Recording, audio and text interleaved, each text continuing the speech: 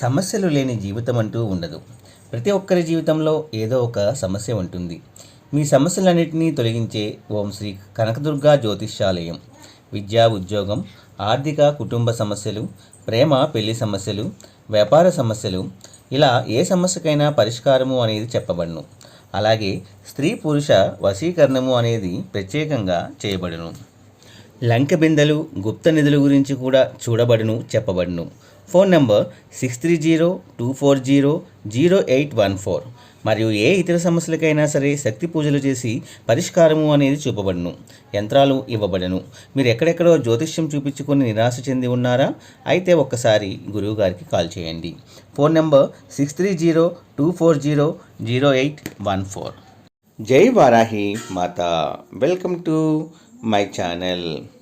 ఈరోజు మన వీడియోలో జూలై 6 తొలి ఏకాదశి రోజు. ఈ 2 వస్తువుల్ని గనక మనం ఇంటికి తెచ్చుకుంటే 7 తరాలకు సరిపడా డబ్బు అనేది వస్తుంది అనడంలో అతిశయోక్తి లేదండి. జూలై 6న తొలి ఏకాదశి వస్తుంది కదా, ఇది పరమ పవిత్రమైన రోజు. అయితే ఈ ఏకాదశి రోజున ఎవరైతే మర్చిపోకుండా ఈ 2 వస్తువులను తెచ్చుకుంటారో వారి సుడి అనేది తిరిగిపోతుంది. 7 తరాలకు సరిపడా డబ్బు అనేది వస్తుంది. అష్టైశ్వర్యాలు కూడా ప్రాప్తిస్తాయి. మహారాజయోగము కూడా వాళ్ళకి పడుతుందండి. అంతటి పవిత్రమైన రోజు జూలై 6. ఇంట్లో లక్ష్మీదేవి తిష్ట వేసుకుని కూర్చుంటుంది. కావలసినంత ఐశ్వర్యాన్ని ఇస్తుంది. కాబట్టి తొలి ఏకాదశి రోజున ఈ 2 వస్తువులను ఇంటికి తెచ్చుకోండి. చాలా అద్భుతమైన ఫలితాలు అనేవి వస్తాయి. మీ జీవితం మారిపోతుంది. మీరు పట్టిందల్లా కూడా బంగారము అనేది అవుతుందండి. అలాగే ఈ వీడియో చూసే ముందు జై వారాహి అని ఒక చిన్న కామెంట్ మాత్రం తప్పకుండా చేసి మా ఛానల్ని సపోర్ట్ చేయండి ఫ్రెండ్స్. ఇక మనం ఇప్పుడు వీడియోలోకి వెళ్దాము. కూర్చొని తిన్న తరగని ఆస్తి మీ సొంతం అవ్వాలి అంటే ఐశ్వర్యం కలగాలి. కాబట్టి తొలి ఏకాదశి రోజున ఈ 2 వస్తువులను ఇంటికి తెచ్చుకోండి. యోగాలు అనేవి ప్రాప్తిస్తాయి. యోగాలు సిద్ధిస్తాయి. లక్ష్మీనారాయణ అనుగ్రహంతో మీకు అన్నీ కూడా మీ ఇంట్లో శుభాలే అనేవి జరుగుతాయి. తొలి ఏకాదశి రోజున ఏ 2 వస్తువులను కొని ఇంటికి తెచ్చుకోవాలి అనే విషయాన్ని ఇప్పుడు మనం ఈ వీడియోలో వివరంగా తెలుసుకుందాము. 2025 జూలై 6న ఆదివారం రోజు తొలి ఏకాదశి అనేది రాబోతుంది. ఇది ఎంతో పవిత్రమైనటువంటి ఏకాదశి. కాబట్టి ఈరోజు మనము తొలి ఏకాదశిని అతిపెద్ద ఏకాదశిగా, పెద్ద పండుగలాగా జరుపుకుంటూ ఉంటారు. అయితే ఎంతో పవిత్రమైన ఈ తొలి ఏకాదశి రోజు మందార ఆకుతో ఇలా చేస్తే చాలు, గ్రహ దోషాలు అనేవి పోతాయట. రాహు, కేతు, శని దోషాలు పోతాయట. మీకున్న కష్టాలన్నీ కూడా తొలగిపోవాలి అంటే తొలి ఏకాదశి రోజున మీరు ఈ విధంగా చేయాలి. కతికి పేదవాడైనా సరే కోటీశ్వరుడిగా మారిపోతాడు. మందార ఆకులతో ఈ పరిహారం చేయడం వల్ల చాలా అద్భుతమైన ఫలితాలను అవి చూడగలుగుతారు. ధన సమస్యలన్నీ కూడా పోతాయి. మీకు ధన లాభము అనేది కలుగుతుంది. కాబట్టి మందారాకుతో ఈ ఏకాదశి రోజున ఈ పరిహారం చేయడం వల్ల చాలా అనుకూలమైన ఫలితాలు వస్తాయి. చాలామంది అప్పుల బాధలతో సతమతమైపోతూ ఉంటారు. సంపాదించిన ధనమంతా అప్పులు కట్టడానికే సరిపోతుంది. ఫ్యూచర్ అవసరాల కోసం దాచుకోవడానికి ధనం అనేది ఉండటం లేదు అని బాధపడుతూ ఉంటారు. ఎప్పుడు అప్పులు కట్టుకుంటూ అందరిలో అవమానపడుతూ ఎంతో బాధపడుతూ ఉంటారు. ఇలా అప్పుల సమస్యలు ఉన్నవారు, అలాగే ఏ విధమైన ధన సమస్యలు ఉన్నవారు ఈ తొలి ఏకాదశి రోజు మందార ఆకుతో ఈ చిన్న పరిహారం చేయండి చాలు. మీ జీవితము అనేది చాలా అద్భుతంగా అనేది మారటం అనటంలో అతిశయోక్తి లేదు. మీకుండే కష్టాలు, సమస్యలు, బాధలన్నీ తొలగిపోతాయి. అయితే ఇన్ని విశిష్టలు ఉన్న మందార చెట్టు యొక్క ఆకుతో తొలి ఏకాదశి రోజు ఒక చిన్న పరిహారం చేస్తే చాలు. గ్రహ దోషాలు, మన సమస్యలు, అప్పుల బాధలు ఏవైతే ఉంటాయో అవన్నీ కూడా మీకు తొలగిపోతాయి. కటిక పేదవాడైనా సరే కోటీశ్వరుడుగా మారిపోతాడు అని శాస్త్రాలు చెబుతున్నాయి. మరి తొలి ఏకాదశి రోజు మందారాకుతో ఏం చేయాలి అనే విషయాన్ని ఇప్పుడు మనం ఈ వీడియోలో వివరంగా తెలుసుకుందాము.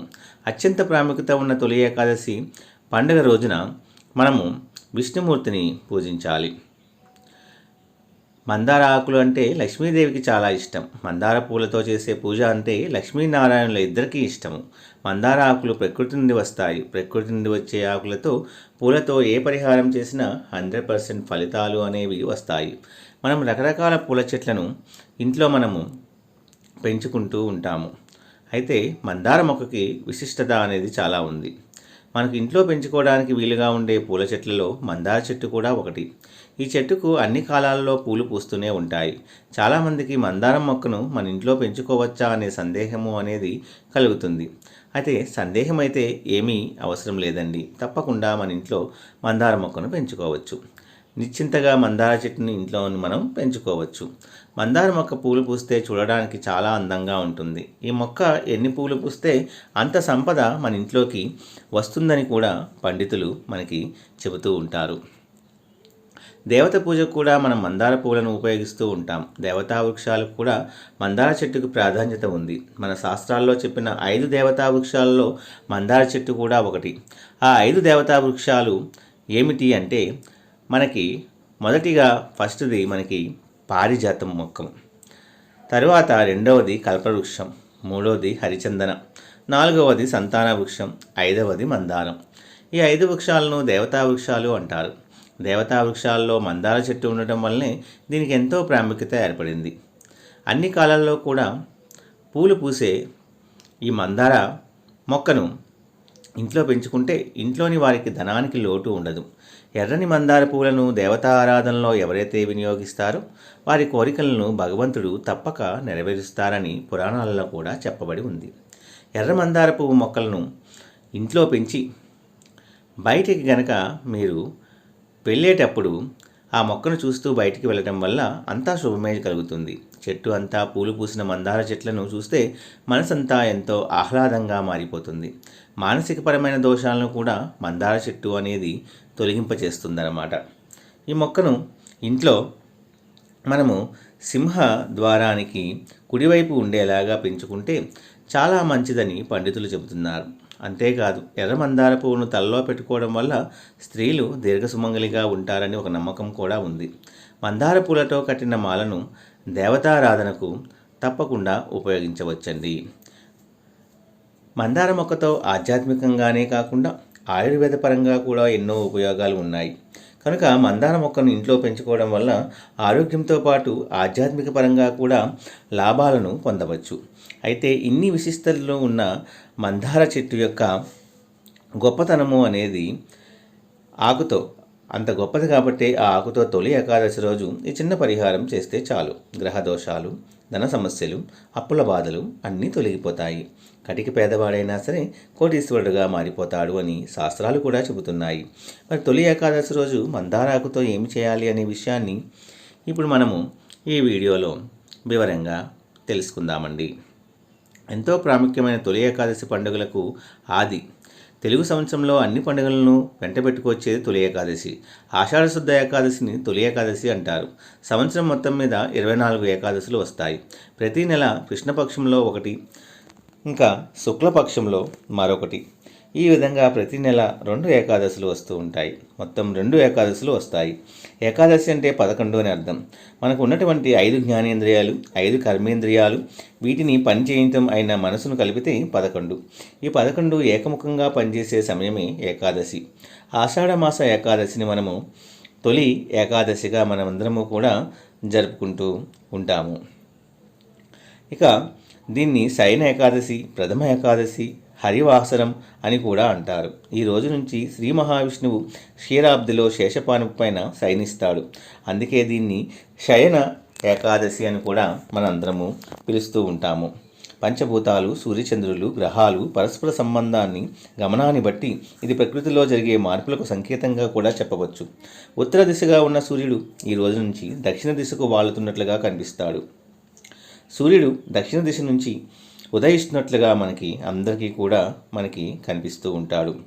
అంటే సూర్యుడు దక్షిణం వైపునకు మరలినట్టు ఈ రోజు నుంచి దక్షిణాయనం ప్రారంభం సూచిస్తుంది. ఏకాదశి రోజున ఆడవాళ్ళు పొరపాటున కూడా ఈ తప్పులు చేయకూడదు. చేస్తే ఇంటికి అరిష్టం చుట్టుకుంటుంది, అసలు మంచిది కాదు. 7 తరాల వరకు కూడా దరిద్రము అనేది అనుభవిస్తారు అని కూడా పండితులు చెబుతూ ఉన్నారండి. ఇక ఏకాదశి రోజు తెలియక ఈ పనులు చేస్తే మీ జీవితం సర్వనాశనం అవుతుంది అని పండితులు చెబుతున్నారు. మరి తొలి ఏకాదశి రోజు చేయకూడని ఆ తప్పులు పనులు ఏమిటో ఇప్పుడు మనము ఈ వీడియోలో తెలుసుకుందాము. తొలి ఏకాదశి రోజు చేస్తే ఉపవాసము అనేది చాలా విశేషమైనదిగా పేర్కొని ఉన్నారు. కాబట్టి తప్పకుండా ఏకాదశి రోజు ఉపవాసము చేయాలి. ఎలా చేయాలి అంటే మొదటిగా దశమి రోజు రాత్రి అల్పాహారం మాత్రమే తినాలి. విపరీతంగా తినకూడదు. అల్పాహారం తిని భూశయనం చేయాలి. ఏకాదశి రోజు ఉదయమే స్నానం చేసి సంకల్పం చెప్పుకొని ఉపవాసం ఉండాలి. ఉపవాసము మనము 3 రకాలుగా చేయవచ్చండి. 3 రకాలుగా మీరు చేయవచ్చు. అంటే అసలు ఏమీ తినకుండా ఉపవాసం ఉండవచ్చు, లేదా పాలు పండ్లు తిని ఉపవాసం ఉండవచ్చు, లేదా ఒక పూట భోజనం చేసి ఏకభుక్త ఉపవాసం కూడా ఉండవచ్చు. 15 ఏళ్ళ పైబడిన వారు, 60 ఏళ్ళ లోపు వారు మాత్రమే ఉపవాసము అనేది ఉంటే మంచిది. ఈ విధంగా ఉపవాసము అనేది మనము తప్పకుండా ఉండాలి. అనారోగ్యం ఉన్నవారు, గర్భిణీ స్త్రీలు, షుగరు బీపీలు ఉన్నవారు ఉపవాసం చేయవనవసరం లేదని శాస్త్రమే చెబుతుంది. కాబట్టి ఇలాంటి వారు దయచేసి ఉపవాసం చేసి ప్రాణాల మీదకు తెచ్చుకోకండి. ఆ తర్వాత మరుసటి రోజు ద్వాదశి తిథి వెళ్ళేలోపు మనము ప్రారంభ చేయాలి. అంటే ఏదో ఒక ఆహారము తీసుకోవాలి. ఇలా తొలి ఏకాదశి రోజు ఉపవాసం ఉండగలిగే మీకు లక్ష్మీనారాయణ సంపూర్ణ అనుగ్రహం లభిస్తుంది. లక్ష్మీదేవి అనుగ్రహం లభిస్తే ఇక సంపదలు, వైభవము అన్నీ కూడా వస్తాయి. అలాగే రక్షణ వస్తుంది. ఇక ఈ ఏకాదశి రోజు అసలు కొన్ని తప్పులు చేయకూడదని కూడా మనకి శాస్త్రము అనేది చెబుతుందండి. మరి ఆ తప్పులు ఏమిటో కూడా మనము ఈరోజు ఈ వీడియోలో తెలుసుకుందాము. ఏకాదశి అంటే 11 అని అర్థం. 5 జ్ఞానేంద్రియాలు, 5 కర్మేంద్రియాలు, ఒక మనసు. ఈ 11 ఉంటేనే మన జీవితం ముందుకు నడుస్తుంది. ఈ 11 ఇంద్రియాలు పవిత్రంగా ఉంచుకోవడం, అదుపులో ఉంచుకోవడమే ఏకాదశి. నాలుక, ముక్కు, చెవి, కన్ను, చర్మము, ఈ 5 కూడా మనకి జ్ఞానేంద్రియాలు. ఈ జ్ఞానేంద్రియాలు కూడా వీటి వల్లనే మనకు సెన్స్ అనేది తెలుస్తుంది. ఏకాదశి రోజు వీటిని పవిత్రంగా ఉంచుకోవాలి. అంటే నాలుకను పవిత్రంగా ఉంచుకోవడం, మాంసం మద్యం తినకూడదు, ఎక్కువగా మాట్లాడకూడదు, తాంబూలము అనేది కూడా వేసుకోకుండా ఉంటే చాలా మంచిది. ఇక అలాగే చెవి, ముక్కు, కన్ను, చర్మంతో కూడా ఎలాంటి చేయకూడని పనులు కూడా చేయకూడదు. అంటే వినకూడనివి వినకూడదు, చాడీలు, బూతులు, చెడు మాటలు వినకూడదు. కళ్ళతో చూడకూడనివి చూడకుండా ఉండాలి. ఏకాదశి రోజున అభ్యంగన స్నానము అనేది చేయకూడదు.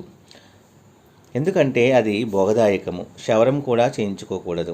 ఇవి 5 జ్ఞానేంద్రియాలతో చేయకూడని తప్పులు.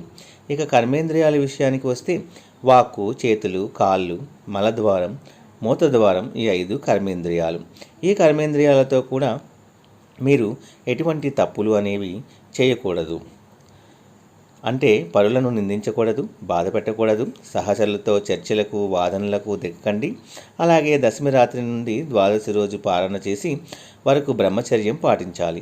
ఇలా ఈ తప్పులు చేయకుండా ఉండగలిగితే కనుక జ్ఞానేంద్రియాలు, కర్మేంద్రియాలు, మనసు ఇవన్నీ కూడా మీకు పవిత్రంగా ఉంటాయన్నమాట. ఇక కనుక తొలి ఏకాదశి రోజు భార్యాభర్తలు కలవకూడదు. అలాగే ఇప్పుడు చెప్పుకున్న పనులేవి చేయకూడదు. అలాగే నెలసరిలో ఉన్న ఆడవారు ఏకాదశి వ్రతాన్ని చేయకూడదు. అలా చేస్తే మహాపాపం చుట్టుకుంటుంది. అలాగే తొలి ఏకాదశి రోజు ఇంటిని మీరు శుభ్రంగా ఉంచుకోవాలి. ఇల్లంతా కూడా శుభ్రంగా ఉండాలి. ఈ తప్పులు చేశారంటే మాత్రం ప్రజలకు ఫలితం రాదు. మీ ఇంటికి కూడా అసలు మంచిది కాదు. అరిష్టము అనేది చుట్టుకుంటుంది. కనుక తొలి ఏకాదశి రోజు ఎవరు కూడా ఈ తప్పులు మాత్రం చేయకండి. ఇక వీడియోలోకి వస్తే తొలి ఏకాదశి రోజు ఒక మందార ఆకుతో మనము చేయవలసిన పరిహారం ఏంటో మనము ఇప్పుడు చూద్దామండి. ఆ పరిహారం చేస్తే చాలు మీకు ఉన్న ధన సమస్యలు, అప్పుల బాధలు, రాహుకేతు శని దోషాలు కూడా పోయి కోటీశ్వర్లుగా మారిపోతారని పండితులు చెప్తున్నారు. మీరు తొలి ఏకాదశి రోజు ఒక మందార ఆకును తీసుకోండి. సాధారణంగా అందరి ఇళ్ళ దగ్గర కూడా మందార చెట్లు అనేవి ఉంటూనే ఉంటాయి. ప్రతి ఒక్కరి చెట్లు ఇంట్లో కూడా ఉంటుంది. మన ఇంట్లో లేకపోతే పక్కింట్లోనో లేదో పొరుగింట్లోనో మందార చెట్లు ఉంటాయి కదా. అందరికీ మందార చెట్టు అందుబాటులోనే ఉంటాయి. కనుక అందరూ తప్పక ఈ పరిహారాన్ని చేసుకోండి. ముందుగా మందార చెట్టు దగ్గరికి వెళ్ళి ఆ చెట్టుకి నమస్కారం చేసుకొని మంచిగా ఉండేటటువంటి ఒక మందారు ఆకును అనేది మనము కోసుకోవాలండి. అంటే పురుగులు పట్టినది, చిరిగినది కాకుండా మంచిగా ఉన్న పెద్ద సైజు మందార ఆకును తీసుకోండి. ఆ ఆకును తీసుకొని మీ ఇంటి లోపలికి వచ్చేయండి. మందార ఆకులను మన కష్టాలను, సమస్యలను తొలగించే శక్తి ఉంది. మన జీవితాన్ని అద్భుతంగా మార్చేసే శక్తి కూడా ఈ మందార ఆకులకు ఉందన్నమాట. కాబట్టి మందార ఆకును తీసుకొని మందార ఆకును తెచ్చుకోండి. తర్వాత ఈ మందార ఆకును ఒక ప్లేట్లో పెట్టండి. అంటే స్టీల్ ప్లేట్ కాకుండా గాజు ప్లేట్ లేదా ఇత్తడిది లేదా రాగి ప్లేట్లో పెట్టండి. పెట్టే ముందు ఆ ప్లేట్ మీద పసుపుతో స్వస్తిక్ గుర్తు వేయండి. ఆ స్వస్తిక్ గుర్తు మీదే మీరు తెచ్చుకున్న ఆ మందార ఆకును ఆ గ్లాసు మీరు పెట్టిన ప్లేట్లో కానీ ఆ స్వస్తి గుర్తు మీద పెట్టండి. తర్వాత ఈ మందార ఆకు మీద చిటికెడు కుంకుమ వేయండి. కుంకుమ చాలా పవిత్రమైనది మరియు శక్తివంతమైనది. కుంకుమ వేసిన తర్వాత దాని మీద కళ్ళ ఉప్పు ఉంటుంది కదా, ఆ కళ్ళ ఉప్పు కూడా వేయండి. ఆకు మీద ఎంత ఉప్పు పడితే అంత ఉప్పును తప్పకుండా ఆ ఆకంతా కవర్ అయ్యేటట్టుగా ఉప్పును, కళ్ళు ఉప్పును మీరు వేయండి. ఉప్పు గురించి ప్రత్యేకంగా చెప్పవలసిన అవసరం లేదు. ఉప్పు నెగిటివ్ ఎనర్జీని లాగేసుకుంటుంది, దుష్టశక్తులను తరిమి కొడుతుంది. మన కోరికలను తీర్చే శక్తి కూడా ఉప్పుకు ఉంది కనుక మందార ఆకు మీద కళ్ళ ఉప్పును వేయండి. కుంకుమ, ఉప్పు ఈ రెండింటిని వేసిన తర్వాత ఈ ప్లేట్ని మీరు తీసుకోవాలి. ఈ ప్లేట్ని మనము తీసుకొని వెళ్ళి మీ ఇంట్లో వంటగదిలో కానీ, హాల్లో కానీ, ఈశాన్యంలో కానీ పెట్టండి. ఏకాదశి రోజు ఉదయం లేచినప్పటి నుంచి రాత్రి 12 లోపు ఎప్పుడైనా సరే పరిహారం చేసుకోవచ్చు. ఇలా పెట్టిన మందార ఆకును మళ్ళీ మరుసటి రోజు అంటే ద్వాదశి రోజు సాయంత్రం తీసి ఏదైనా చెట్టు మొదట్లో పడవేయండి. మందార ఆకుకు మన సమస్యలను తొలగించే శక్తి ఉంది కనుక తొలి ఏకాదశి రోజు ఈ మందార ఆకు పరిహారం చేస్తే చాలు. మీకుండే అప్పులన్నీ కూడా తీరిపోతాయి, ధన సమస్యలు పోతాయి. రాహు, కేతు, శని యొక్క దోషాలు కూడా ఇవన్నీ కూడా మీ నుంచి పోవాలి అంటే ఈ విధంగా మందారాకుతో చేయండి. మీరు అపర కుబేరులుగా మారిపోతారు. కాబట్టి మీరు కూడా తొలి ఏకాదశి రోజున మందార ఆకుతో ఈ చిన్న పరిహారాన్ని చేసి శుభ ఫలితాలను పొందండి. అలాగే తొలి ఏకాదశి రోజున గుడికి వెళ్ళినప్పుడు విష్ణుమూర్తిని పూజించేటప్పుడు మందార ఆకు మీద మీరు దీపాన్ని అనేది వెలిగించండి. అంటే ముందు నేల మీద మందార ఆకుని పెట్టి ఆకు మీద ప్రమిదను పెట్టి దీపం వెలిగించండి. ఇలా మందార ఆకు మీద దీపం వెలిగిస్తే లక్ష్మీనారాయణ అనుగ్రహంతో సకల ఐశ్వర్యాలు కూడా సిద్ధిస్తాయి. అలాగే తొలి ఏకాదశి రోజున ముఖ్యంగా మహానైవేద్యాన్ని శ్రీ మహావిష్ణువుకు కూడా మనము నైవేద్యంగా పెట్టవలసి ఉంటుంది. ఇక తొలి ఏకాదశి రోజు 2 వస్తువులను కొని ఇంటికి తెచ్చుకుంటే చాలు, మహారాజయోగం పడుతుంది, తరతరాలకు తరగని ఐశ్వర్యం వస్తుందని కూడా మన పండితులు వాబోతున్నారు. ఆ వస్తువుల్లో మొదటి వస్తువు ఏమిటి అంటే పచ్చకర్పూరం. కొంచెం పచ్చకర్పూరాన్ని కనుక ఈరోజు మీ ఇంటికి కనుక తెచ్చుకుంటే చాలా మంచిది అనేది జరుగుతుందండి. మీకు అన్ని శుభాలే జరుగుతాయి. కొంతమంది ఇళ్లలో అసలు శుభకార్యాలు జరగట్లేదని ఎంతో బాధపడిపోతూ ఉంటారు కదా, అలాంటి వారు ఈరోజు పచ్చకర్పూరాన్ని కొని ఇంటికి తెచ్చుకుంటే ఖచ్చితంగా మీ ఇంట్లో ఏదో ఒక శుభకార్యము అనేది జరగటానికి మంచి అవకాశము అనేది ఏర్పడుతుంది. ఈరోజు పచ్చకర్పూరాన్ని కొని ఇంటికి తెచ్చుకుంటే ఒక మంచి పాజిటివ్ ఎనర్జీ వస్తుంది, చెడు అనేది ఇంట్లో నుండి వెళ్ళిపోతుంది, లక్ష్మీనారాయణ అనుగ్రహం కలుగుతుంది. ఈరోజు కొని తెచ్చిన పచ్చకర్పూరంతో స్వామివారికి హారతి కూడా మనము ఇవ్వవచ్చండి. అంతటి శక్తి మనకి పచ్చకర్పూరానికి ఉంటుంది.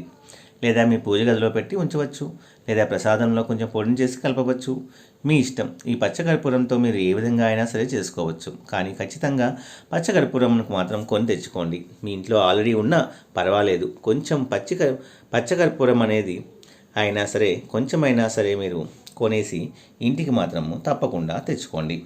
తొలి ఏకాదశి రోజు పచ్చకర్పూరాన్ని కొని తెచ్చుకోవడం వల్ల మీకు ఉండే సమస్యలు, కష్టాలు అన్నీ కూడా పోతాయట. ధనలాభం కలుగుతుందంట, ధన సమస్యలు పోతాయి, అప్పులు తీరిపోతాయి, లక్ష్మీనారాయణ అనుగ్రహం కలుగుతుంది, తరతరాలకు కూడా తరగని డబ్బు అనేది మీకు తప్పకుండా డబ్బు అనేది వస్తుంది, మహారాజయోగం పడుతుంది. రోజు ఒక చిన్న గ్లాసులో 3 స్పూన్లు నీళ్లు పోసి ఆ నీటిలో చిటికెడు పచ్చకర్పూరాన్ని కూడా పొడిలాగా చేసి కలపండి. తర్వాత ఈ కర్పూరం నీటిని ఇంట్లో 4 మూలల్లో చల్లండి. ఇలా చల్లితే మీ ఇంట్లో ఉన్న దురదృష్టమంతా కూడా బయటికి వెళ్ళిపోతుందని మన పండితులు చెబుతూ ఉన్నారండి. కాబట్టి పచ్చకర్పూరానికి అంత శక్తి ఉంది, అదృష్టవంతులుగా మారిపోతారు. అమ్మవారు కావాల్సినంత ఐశ్వర్యాన్ని ఇస్తుంది కనుక తొలి ఏకాదశి రోజు పచ్చకర్పూరం కొని ఇంటికి తెచ్చుకోండి. వీలుంటే ఇప్పుడు మనం చెప్పిన విధంగా కూడా చేసి మంచి శుభ ఫలితాలను పొందండి. ఇక రెండవ వస్తువు ఏమిటి అంటే ఏకాక్షి నారీకేలం అన్నమాట. ఇది కూడా మీరు తెచ్చుకోవాలి.